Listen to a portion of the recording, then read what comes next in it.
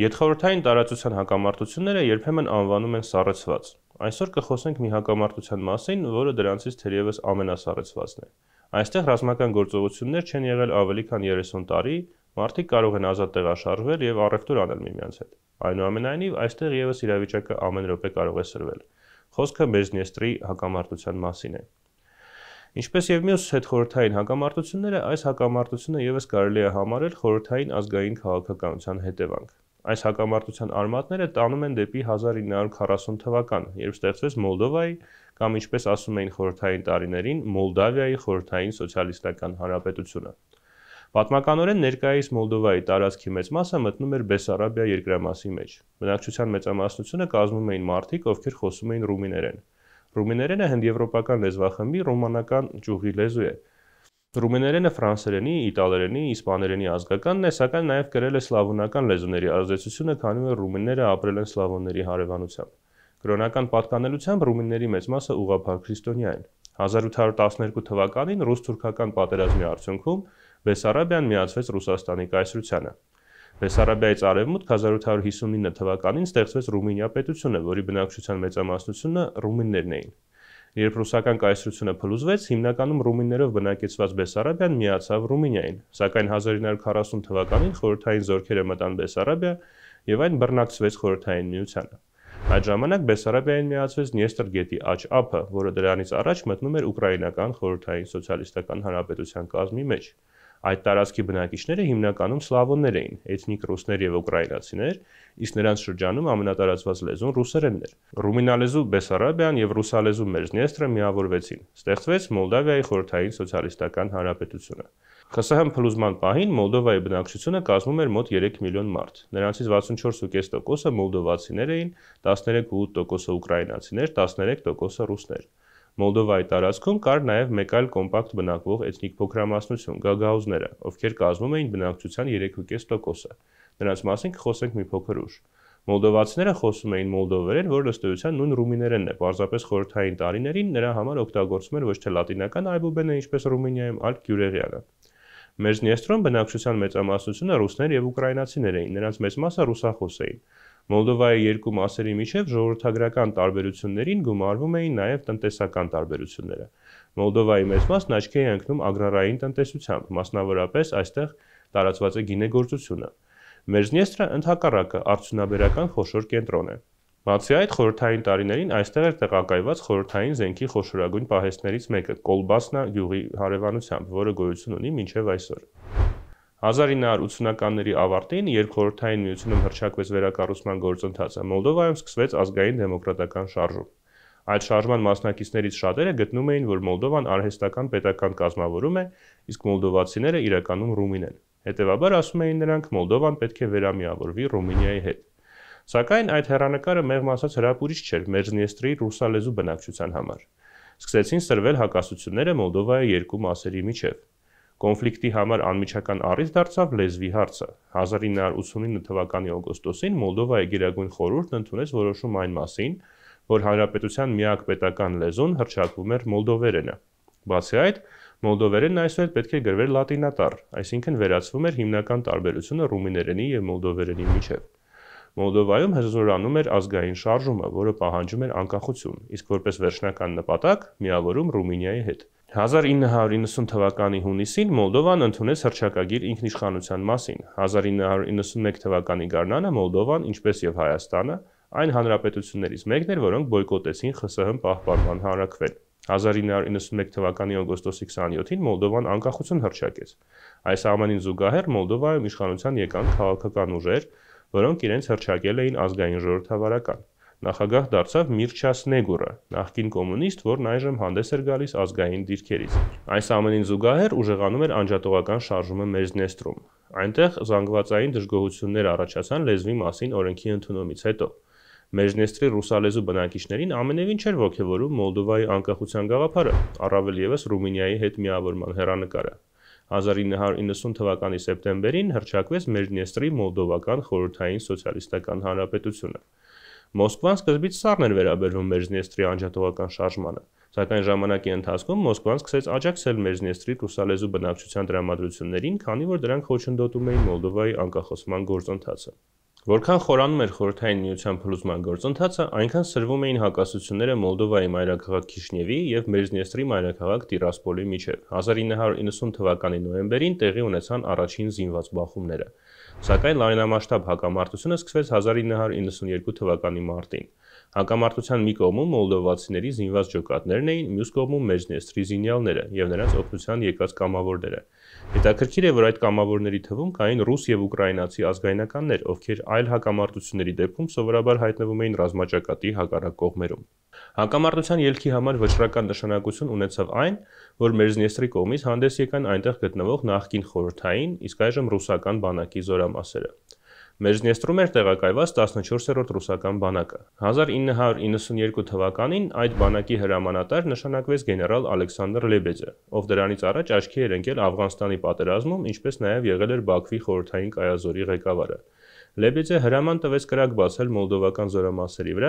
որոնք պատրաստվում էին հարձակման Մերձնեստրի դեմ։ Բացառված չէ, որ Լեբեդի գործողությունները հովանավորվում էին Մոսկվայից, սակայն պաշտոնապես համարվում էր, որ Լեբեդը ինքնուրույն էր ընդունել այդ որոշումը։ Այս իրադարձությունները մեծ ժողովրդականություն բերեցին Լեբեդին Ռուսաստանում եւ հետագա տարիներին նա դարձավ հայտնի քաղաքական գործիչ։ Ինչևէ, մոլդովացի զինյալները չէին կարող դիմադրել ռուսական բանակին։ Հակամարտությունը շատ արագ ավարտվեց մոլդովացիների պարտությամբ։ 1992 թվականի հուլիսին Ռուսաստանի եւ Մոլդովայի նախագահները ստորագրեցին զինադադարի մասին համաձայնագիր։ Ըստ դրա Մերձնեստրում ստեղծվում էր խաղաղապահ կոնտինգենտ, որը բաղկացած էր հիմնականում ռուսական ուժերից։ Խաղաղապահ կոնտինգենտի կազմում պետք է լինեին նաև Մոլդովայի եւ Մերձնեստրի զինվորականներ։ Ստեղծվում էր նաև համատեղ վերահսկողության հանձնաժողով, որին պետք է ենթարկվեին խաղաղապահ ուժերը։ Իհարկե ակնհայտ էր, որ խաղաղապահները իրականում անմիջականորեն ենթարկվում են Մոսկվային։ Ռազմական բախումների արդյունքում զոհվեցին մոտ 300 մոլդովացի զինյալներ եւ 300-ից 1000 զինյալներ Մերձնեստրի կողմից։ Զոհվեցին նաև մոտ 600 խաղաղ բնակիչներ։ Ի տարբերություն մյուս հակամարտությունների, այս հակամարտության արդյունքում համեմատաբար փոքր էր փախստականների եւ ներքին տեղահանված անձանց թիվը։ Մերձնեստրի տարածքում ապրող էթնիկ մոլդովացիները հիմնականում մնացին այդ տարածքում։ Ներկայումս Մերձնեստրի տարածքում ապրում է մոտ կես միլիոն մարդ, որոնցից մոտ 1/3-ը ռուսներ են, մոտ 1/3-ը մոլդովացիներ եւ 1/4-ը ուկրաինացիներ։ Այս ամենի արդյունքում ստեղծվեց դե-ֆակտո պետական կազմավորում՝ Մերձնեստրի Մոլդովական Հանրապետություն։ Ռազմաքաղաքական առումով միանգամայն ակնհայտ է, որ Մերձնեստրը Ռուսաստանի ազդեցության գոտում է։ Միևնույն ժամանակ Մերձնեստրի հակամարտությունը դրականորեն տարբերվում է այլ հետխորհրդային հակամարտություններից։ Մերձնեստրի եւ Մոլդովայի միջև պահպանվում են տնտեսական, մշակութային, անգամ քաղաքական կապերը։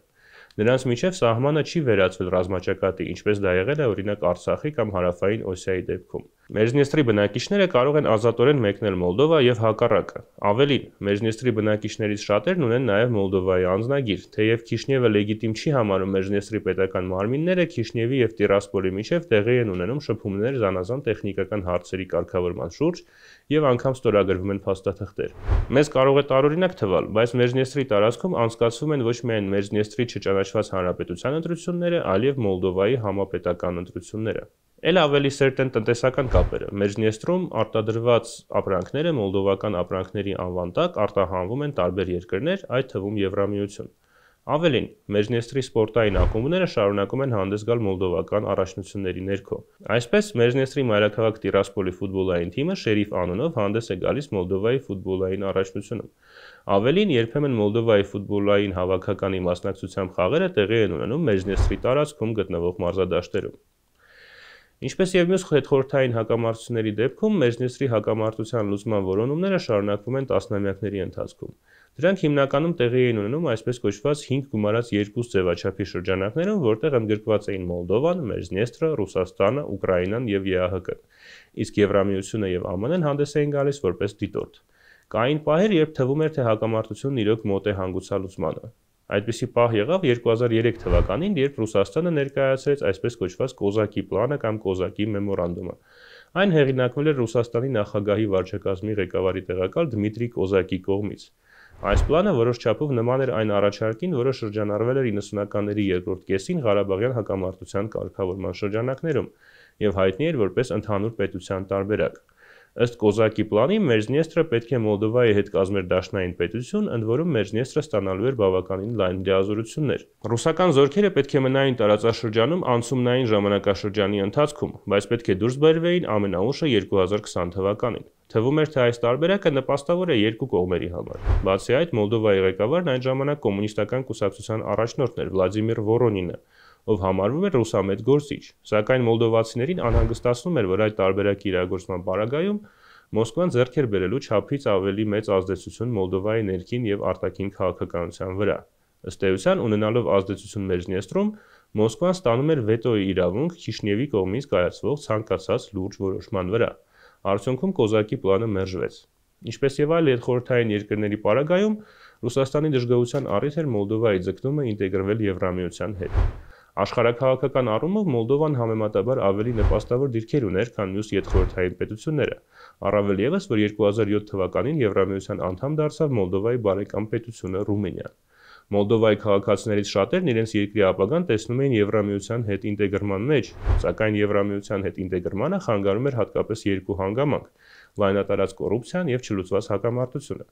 Եվ եթե կոռուպցիայի դեմ պայքարի հարցում վերջի տարիներին գրանցվել է որոշակի առաջընթաց, ապա կոնֆլիկտի լուծման հարցում իրավիճակն անփոփոխ է։ Մոլդովայի համար պոտենցիալ խնդիրներ կան նաև կապված գագաուզ փոքրամասնության հետ։ Գագաուզները թյուրքական ծագման էթնիկ խումբ են, ովքեր բնակվում են Մոլդովայի հարավում։ Նրանք հիմնականում ուղղափառ քրիստոնեության հետևորդ են։ Մոլդովայի անկախության հռչակումից հետո գագաուզների շրջանում եւս առաջացան անջատողական տրամադրություններ, սակայն դրանք չհանգեցրեցին զինված հակամարտության։ Գտնվեց փոխզիջումային տարբերակ։ 1994 թվականի Մոլդովայի սահմանադրությունը երաշխավորում է Գագաուզիայի ինքնավար կարգավիճակը։ Գագաուզներն ընտրում են ինքնավարության քաղաքական մարմինները, ժողովրդական ասամբլեան եւ նահանգապետին, ում իրենց լեզվով անվանում են բաշխան, այսինքն նախագահ։ Ավելին, այն պարագայում, եթե Մոլդովան որոշի միավորվել Ռումինիայի հետ, Գագաուզիայի համար երաշխավորվում է ինքնորոշման իրավունքը։ Ժամանակ առ ժամանակ Գագաուզիայում ուժեղանում են անջատողական տրամադրությունները։ Մոլդովայում դրանք հաճախ կապում են Կրեմլի ազդեցության հետ։ Սակայն մեծ հաշվով մինչ այժմ Գագաուզիայում կայուն իրավիճակ է եւ հավանականությունը, որ այստեղ եւս կոնֆլիկտ կարող է առաջանալ, մեծ չէ։ 2022 թվականին սկսվեց Ռուսաստանի լայնամասշտաբ հարձակումն Ուկրաինայի վրա։ Այս պատերազմը լուրջ վտանգներ է պարունակում նաև Մոլդովայի եւ Մերձնիեստրի համար։ Հակամարտության կարգավորման 5 գումարած երկու ձևաչափը սառեցվեց։ Սահմանը Մերձնիեստրի եւ Ուկրաինայի միջև փակվեց։ Քանի որ աշխարհագրական առումով Մերձնիեստրը գտնվում է Մոլդովայի եւ Ուկրաինայի միջև, սա նշանակում է, որ Մերձնիեստրի միակ կապն արտաքին աշխարհի հետ այսօր իրականացվում է Մոլդովայի տարածքով։ Ենթադրվում է, որ երբ սկսվեց պատերազմն Ուկրաինայում, Կրեմլի պլաններում կար Դոնբասից մինչև Մերձնիեստր միջանցքի ստեղծումը։ Հասկանալի է, որ դա կլիներ չափազանց անցանկալի զարգացում նաև Մոլդովայի տեսակետից։ Այժմ արդեն ակնհայտ է, որ Ռուսաստանին դա չի հաջողվել։ Սակայն թե Մոլդովայում, թե Մերձնիեստրում անհանգստանում են, որ պատերազմը կարող է տարածվել նաև Մերձնիեստրի վրա։ Թերևս խաղաղությունը պահպանվում է հենց այն պատճառով, որ երկու կողմերում էլ կա գիտակցում, որ պատերազմը կործանարար կարող է լինել։ Մոլդովայի զինված ուժերը խիստ թույլ են եւ ռազմական գործողությունների դեպքում դժվար թե կարողանան դիմադրել ռուսական ուժերին։ Սակայն Մերձնիեստրը իր հերթին խիստ խոցելի է ուկրաինական ուժերի համար, իսկ այն, որ բախման դեպքում Ուկրաինան չի մնա դիտորդի կարգավիճակում, միանգամայն ակնհայտ է։ Այսպիսով երկու կողմերն էլ գիտակցում են հնարավոր վտանգները եւ բավականին զգուշ են իրենց հռետորաբանության մեջ։ Մոլդովայի ներկայիս նախագահ Մայա Սանդոն վառ արտահայտված արևմտամետ դիրքորոշում ունի եւ խստորեն քննադատում է Ռուսաստանին, սակայն նա նաեւ բավականին շրջահայաց է Մերձնիեստրի հարցում։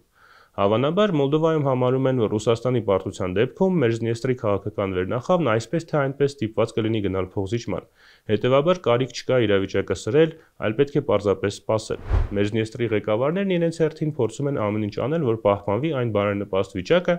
որում նրանք գտնվել են մինչ այժմ։ Իհարկե, այստեղ, ինչպես եւ հետխորհրդային մյուս հակամարտություններում, շատ բան է կախված ռուս-ուկրաինական պատերազմի ելքից։ Ինչևէ, հույս ունենանք, որ գոնե այստեղ խաղաղությունը կպահպանվի։